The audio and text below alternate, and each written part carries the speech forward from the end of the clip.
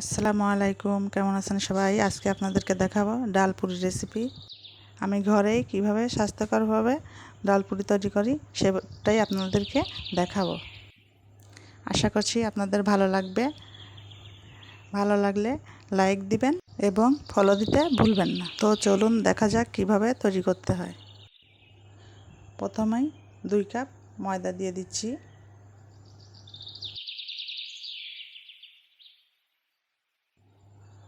তো এখন লবণ দিয়ে দিচ্ছি 3-4 চামচ তেল, রান্নার রেগুলার তেল দিয়ে নেড়ে নিচ্ছি।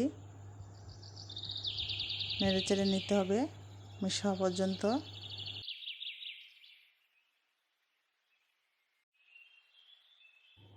ময়দা এরকম হয়ে আসলে ডো তৈরি করে নিতে হবে। এখন পানি দিয়ে ডোটি তৈরি করে নিচ্ছি।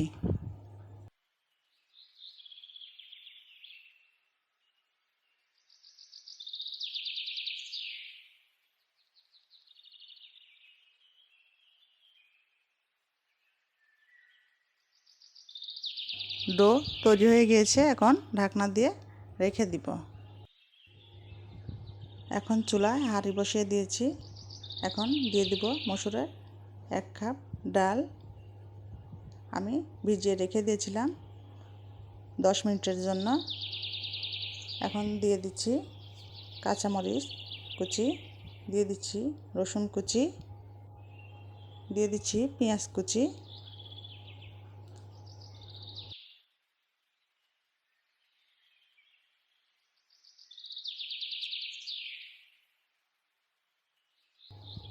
স্বাদ অনুযায়ী লবণ,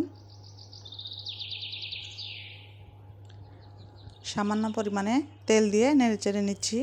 এখন দিয়ে দিব পানি। ডালটি সিদ্ধ হওয়ার জন্য যে পরিমাণ পানি লাগবে পানিটা দিয়ে দিলাম। দিয়ে ঢাকনা দিয়ে ঢেকে দিব 20 থেকে 25 মিনিট টাইম।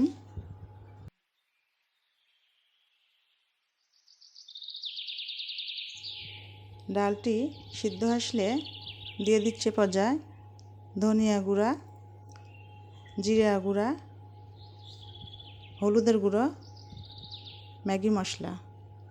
হলুদ গুঁড়ো আগে দিচ্ছিলাম না, এখন দিলাম। সিদ্ধ হয় ভালোভাবে ডালটা পরে দিলে।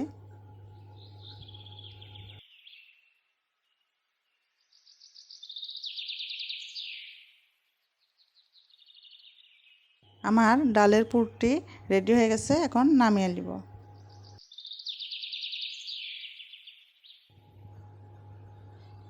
এদিকে আমার ডো সেট হয়ে গেছে, আগের থেকে অনেক সফটও হয়ে গেছে। এখন একটু মথে নিব। মথে নেওয়া হয়ে গেলে গুটি করে নিতে হবে।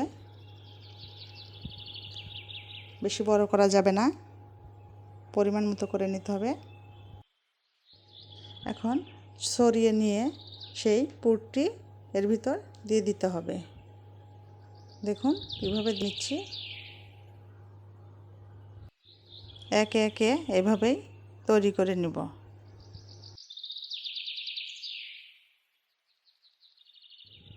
এখন বেলে নিচ্ছি। বেলনার সাহায্যে আস্তে আস্তে বেলে নিতে হবে। ভিতরের পুরটি বের হয়ে আসলে তেল ঢুকে যাবে।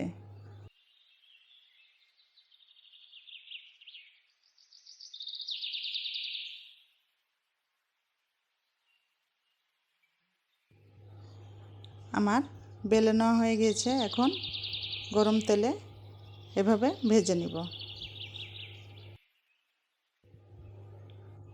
দেখুন সুন্দর ফুলকো ফুলকো হয়েছে। এভাবেই একে একে ভেজে নিব।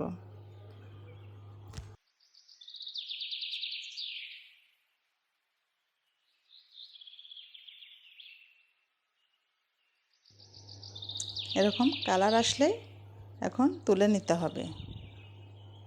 দেখুন সুন্দর কালার এসে গেছে। আমি এখন তুলে নিচ্ছি।